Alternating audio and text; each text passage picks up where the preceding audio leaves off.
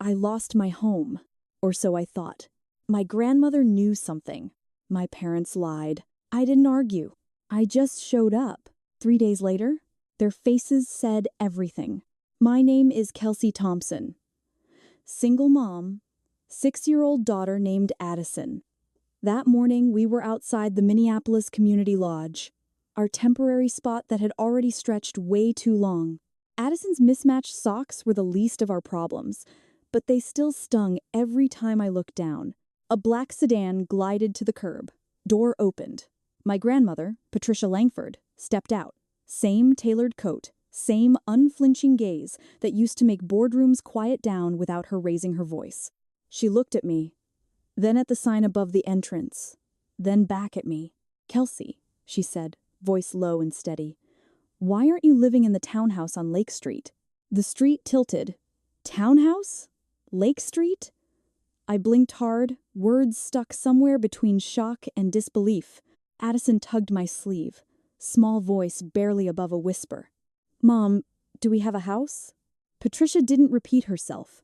She just opened the back door of the car. "Get in."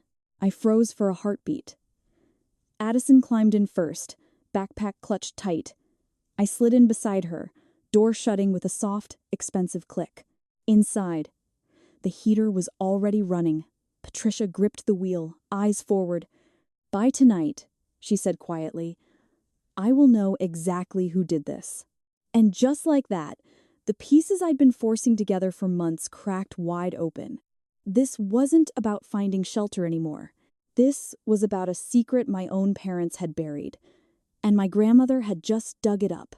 Nếu bạn từng bị chính gia đình đẩy vào đường cùng, rồi bất ngờ thấy sự thật được phơi bày trước mắt, hãy like video này và subscribe để nghe hết câu chuyện, vì phần tiếp theo mới thực sự khiến bạn không thể rời mắt. But to understand why I was standing outside that lodge with my daughter that morning, I have to go back about 6 months. I was still working retail at a big box store in the suburbs, 12-hour shifts stocking shelves, dealing with angry customers, and trying to keep a smile while my feet screamed. Pay was barely enough for one person, let alone a single mom and a 6-year-old. Rent in Minneapolis had jumped again, and every apartment I looked at wanted first, last, security deposit, plus proof of income 3 times the rent. I was falling behind fast. That's when Linda and Steven offered to let us stay with them, just until things stabilize. They lived in a decent split level in a quiet neighborhood, extra bedroom upstairs, backyard Addison could play in. Linda said it herself. "Family helps family, Kelsey. We've got the space." Steven nodded along, quiet as always. At first, it felt like a lifeline. I paid what I could toward groceries and utilities. Addison slept in my old childhood room. I worked my shifts, came home exhausted, helped with dinner, kept everything tidy so nobody could complain. For a couple weeks, it almost worked. Then the comments started. Small ones. The kind you brush off until they stack up. "You're always so tired," Linda would say while folding laundry I hadn't asked her to touch. "Maybe if you managed your time better." Steven would sigh when Addison left crayons on the coffee table. "We're trying to keep the house nice here." I swallowed it. I told myself it was temporary. I kept applying for apartments during my breaks, scrolling listings on my phone in the employee break room while the microwave hummed. Then came the night everything changed. I'd pulled a double shift, inventory count that ran until 11. My legs felt like lead when I pulled into the driveway. The porch light was on. 2 cardboard boxes sat on the step. My boxes, clothes, Addison's toys, our toiletries, all packed and waiting. I tried the door. Locked. I knocked. Nothing. I knocked harder. The door cracked open a few inches. Linda's face appeared, calm, like she'd been expecting me. "Keep your voice down," she whispered. "Neighbors, why are my things out here?" My voice shook despite trying to stay even. Steven's voice came from behind her, flat. "We talked about this, Kelsey. Independence." "It hasn't even been 45 days, I said. Linda's expression didn't change. Plans shift. I looked past her. Addison was curled up on the hallway floor near the coat rack, jacket balled under her head like a pillow. still in her school clothes, eyes closed, but breathing fast the way kids do when they're pretending to sleep. "Where are we supposed to go?" I hissed. Linda gave that thin smile. "You'll figure it out. You always do." The door started closing. I stepped forward just enough to scoop Addison up. She stirred, arms automatically wrapping around my neck, mumbling something sleepy I couldn't catch.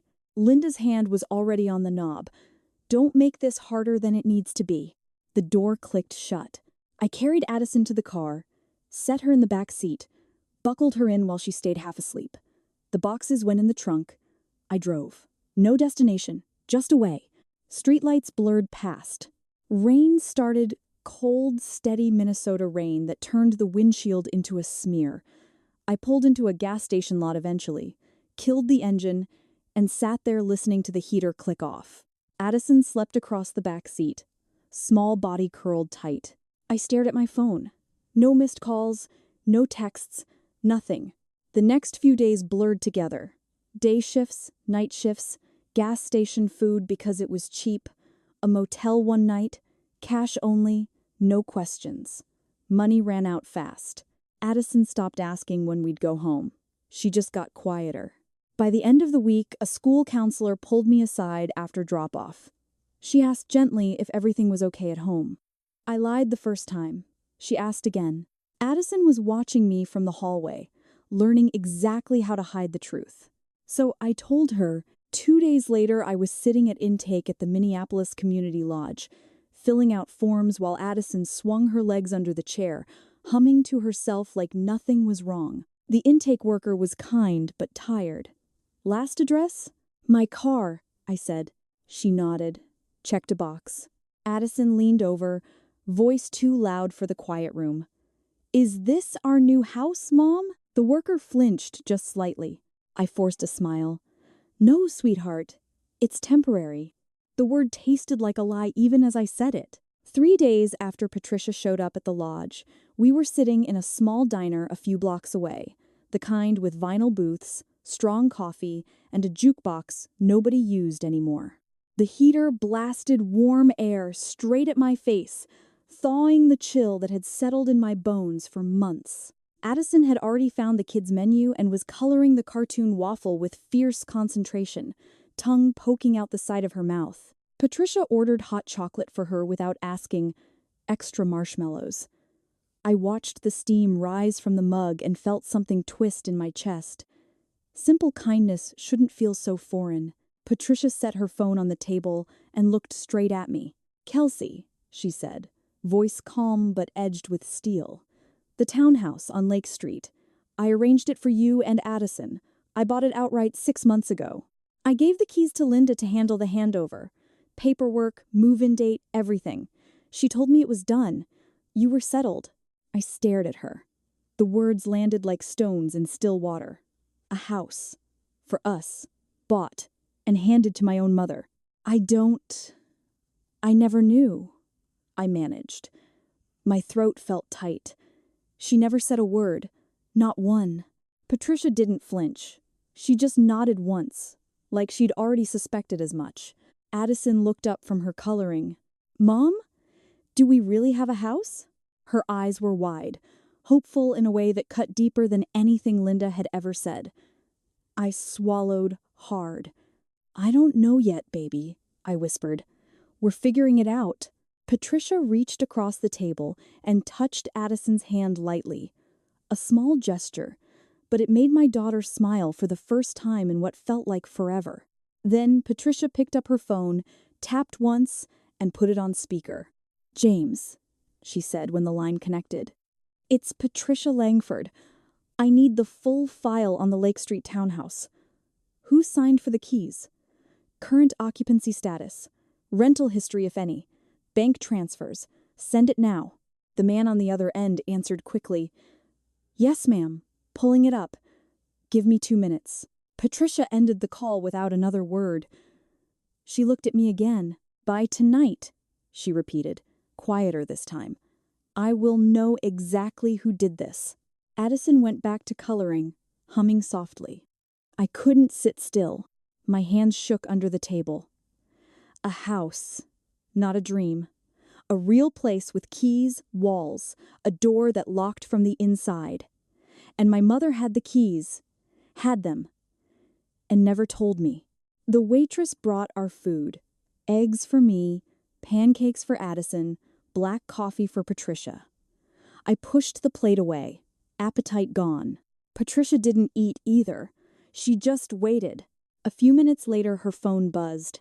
She opened the email, scanned it, then turned the screen toward me slightly so I could see without Addison noticing. First attachment. Property deed. Patricia Langford, owner. Purchase date 6 months back. Second, key release form. Signed by Linda Bennett. Date 1 week after closing. Third, a listing screenshot from a rental site. Townhouse on Lake Street. Furnished. Available August 1. Monthly rent figure blacked out, but the photos showed the living room, kitchen, 2 bedrooms, one with a window seat that would have been perfect for Addison's stuffed animals. Fourth, bank statement snippet. Monthly deposits into an account under Linda and Stephen Bennett. Starting August. I felt the blood drain from my face. They rented it out, I whispered. Patricia closed the phone. Her expression didn't change, but her knuckles went white around the coffee mug. Yes, she said simply. They did. Addison finished her waffle drawing and slid the menu toward me. Look, Mom, I made the syrup purple. I forced a smile. Took the paper. It's beautiful, sweetheart. Really brave colors. Inside, everything was spinning. Linda had looked me in the eye while I packed our lives into boxes. She'd told me to figure it out, all while collecting rent checks from strangers living in the home meant for us. Patricia leaned forward slightly. I trusted her, she said. That was my mistake, not yours. She stood up, left cash on the table, more than enough for the meal and a big tip, and motioned toward the door. We're not going back to the lodge tonight, she said. You and Addison are coming with me. I didn't argue. Pride had already lost that fight months ago. Addison grabbed her backpack and my hand. We followed Patricia out into the cold Minneapolis afternoon. The sedan waited at the curb. Door open, heater running. For the first time in half a year, I let myself believe things might actually change. In that same diner booth, with Addison still happily coloring her purple syrup, Patricia picked up her phone again. She didn't hesitate. She dialed Linda's number and switched to speaker so I could hear every word. The line rang twice. Linda answered bright and cheerful, like she was expecting a casual check-in. Mom, what a surprise! How are you doing today? Patricia's tone stayed even, almost gentle. I was thinking about Kelsey. How is she doing? There was the tiniest pause, the kind where someone decides which version of the truth to sell. Oh, she's doing great, Linda said smoothly. She's settled in the townhouse on Lake Street, loves the place. Quiet neighborhood, good schools nearby. She wanted her own space, so we didn't want to bother you with updates. You know how independent she is. I stared at the sticky tabletop. My stomach twisted so hard I thought I might be sick right there. Independent. That word again, the one she'd used while locking me out. Patricia let the silence stretch. She didn't interrupt. She just listened while Linda kept talking, filling the quiet with cheerful details. We helped her move in back in August. She's been working steady, paying her own bills. Addison has her own room now, painted it pink last month. Everything's perfect. Really proud of her. Addison glanced up at the sound of her name but went right back to her crayons, humming. Linda kept going. Family's doing well too. Stephen's been busy at work. We're actually planning a little anniversary thing soon. You should come if you're in town. Patricia finally spoke. That's good to hear. She ended the call. No goodbye, no confrontation, just the line going dead. The diner noise filled the space. Clinking plates, low chatter, the hiss of the coffee machine. Addison slid her finished picture toward me. Mom, the waffle has sparkles now. I took it, managed a nod. It's amazing, baby. Patricia set the phone down carefully. That, she said quietly, wasn't confusion. That was a practiced lie. I let out a short, bitter laugh that sounded more like a cough. She sounded so sure, like she'd rehearsed it. She had, Patricia replied. Multiple times, probably. I looked at my daughter, who was now stacking sugar packets into a little tower. She had no idea the woman on the phone had just described a life we'd never lived. Patricia leaned in slightly. The documents James sent confirm it. Linda signed for the keys. The rental listing went live right after. Payments hit their joint account every month. They didn't just forget to tell you. They turned it into income. My hands clenched under the table. All those nights in the car. All the times I begged for help. And they were cashing checks from strangers sleeping in our beds. Patricia didn't soften the truth. Yes, Addison knocked over her sugar tower and giggled. The sound cut through the heaviness like a knife. Patricia glanced at her, then back at me. We're not done here, but she doesn't need to hear the rest. I nodded. I reached over and smoothed Addison's hair. Finish your hot chocolate, okay? We're going somewhere warmer soon, she beamed. With Grandma Patricia? Patricia's expression softened for the first time that afternoon. Yes, sweetheart. With me. We left the diner a few minutes later. Addison skipped ahead to the car, clutching her coloring page. Patricia walked beside me, steps measured. I trusted your mother with this, she said as we reached the sedan. I won't make that mistake again. The door opened. Heater on. Addison climbed in first. I slid in next to her, pulled the door shut, and for the first time since the night I'd been locked out, I felt something shift. Not relief yet. Not anger alone. Something colder. Clearer. The truth had a shape now, and it was uglier than I'd imagined. When the sedan pulled up outside the hotel ballroom 3 days later, the parking lot was already half full of cars I recognized from family photos I hadn't looked at in years. The sign near the entrance read, Bennett 30th Anniversary Celebration in elegant gold script. Inside, soft lighting, round tables with white linens, and the low hum of relatives catching up. Patricia had insisted on the dress. Nothing flashy, just a simple navy one that fit well and made me feel put together instead of desperate. You don't need armor, she'd said in the hotel room earlier. You need dignity. Addison wore a little blue dress with tights and shiny shoes. She twirled once in the lobby mirror and announced, I look like a princess from the library book. Patricia arranged a small private suite upstairs for Addison, stocked with snacks, coloring books, and a trusted hotel sitter who specialized in kids during events. Addison took one look at the room, hugged me tight, then turned to Patricia seriously. Do I get cookies too? Patricia smiled. Small, real. The good ones. Chocolate chip. Addison accepted that promise like a contract and waved as the sitter led her away. Bye, Mom. Bye, Grandma Patricia. The door closed softly behind them. Patricia turned to me in the hallway.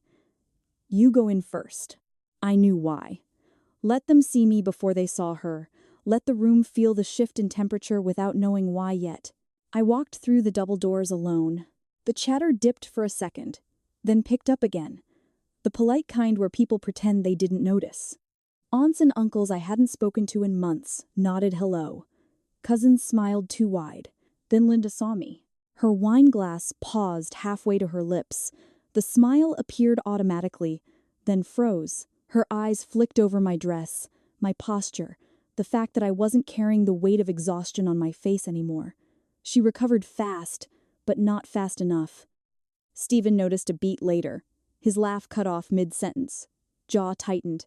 Neither of them moved toward me. No. Where have you been? No. How's Addison? Just calculation behind their eyes. Uncle Gregory, Linda's younger brother, was near the bar. He spotted me, raised his glass in a half wave, then looked away quickly. Something in his posture said he knew more than he wanted to admit. I stayed near the edge of the room. Let the silence do its work. Someone offered me a drink. I declined. Another asked how work was going. I said steady and left it there. A minute passed.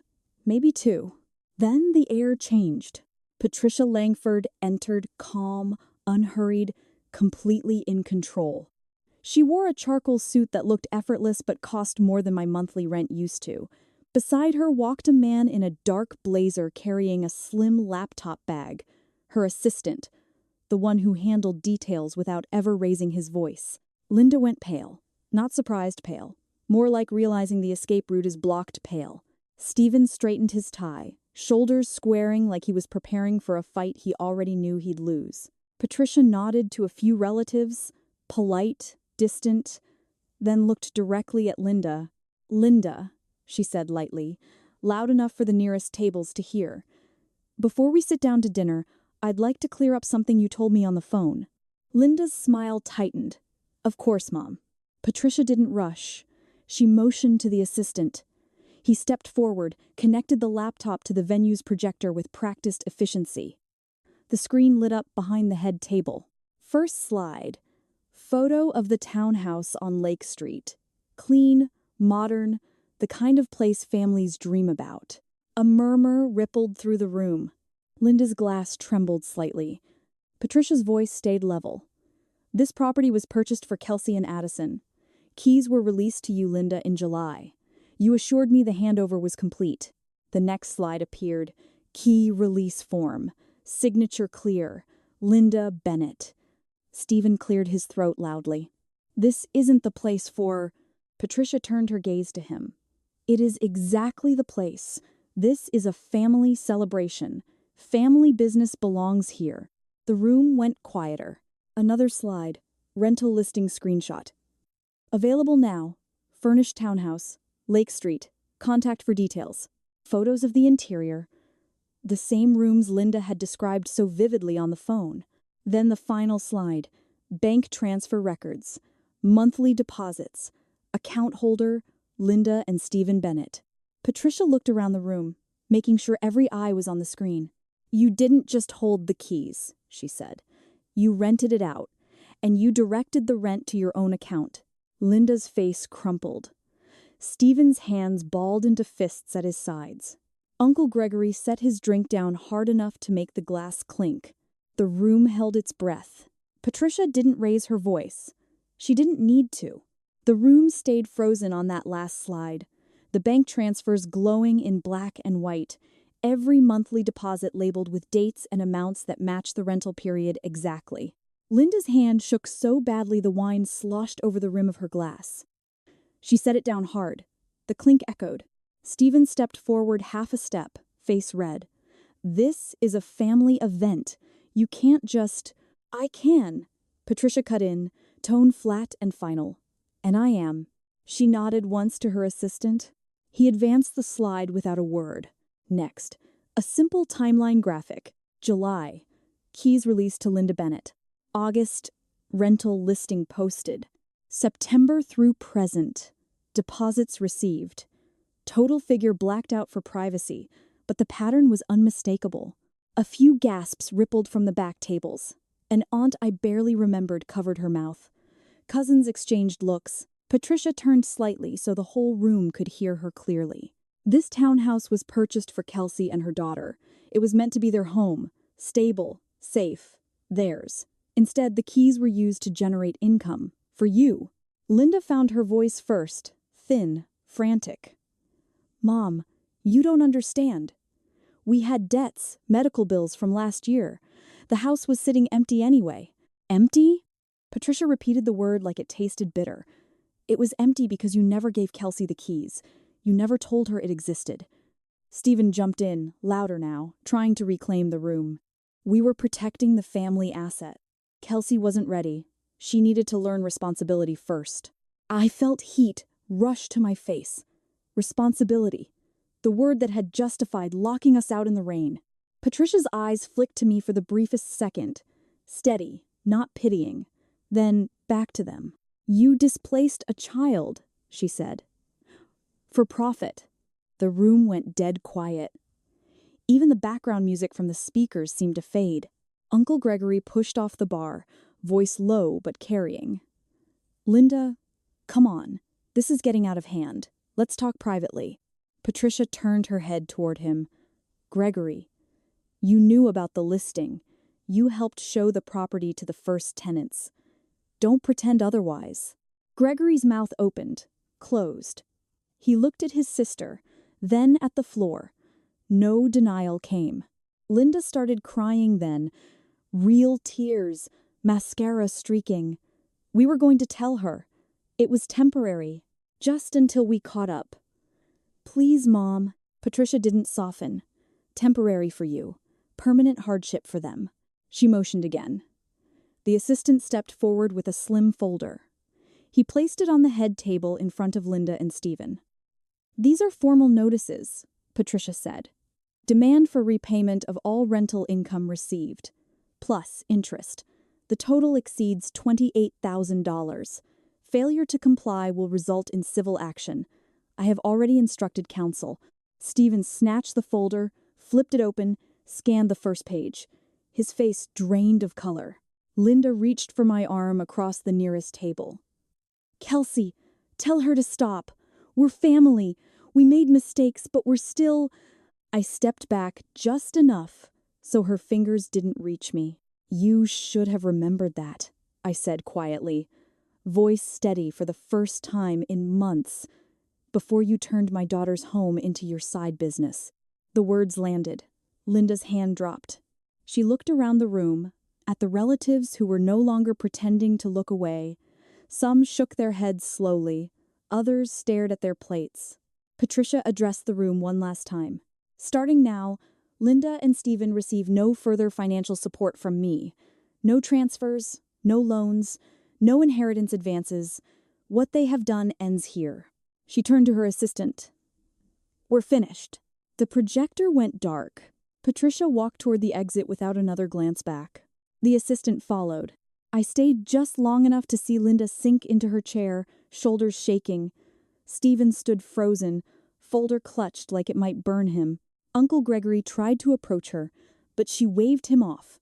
I didn't wait for the aftermath. I turned and walked out of the ballroom, down the carpeted hallway, past the quiet elevators, and straight to the private suite upstairs. Addison looked up from her coloring when I opened the door, cheeks full of cookie crumbs.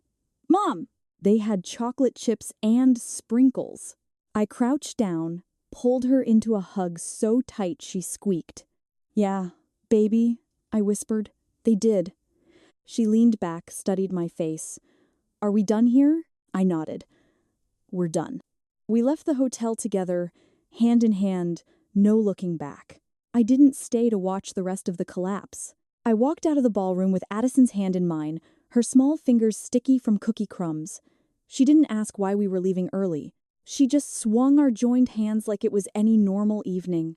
Back in the hotel suite, I helped her change into pajamas while Patricia waited in the sitting area. Addison climbed into the big bed, tucked her stuffed rabbit under her chin, and looked up at me. Mom, are we going to the new house tonight? I smoothed the blanket over her. Soon, baby. Very soon. She yawned, eyes already heavy. Okay. Night, Mom.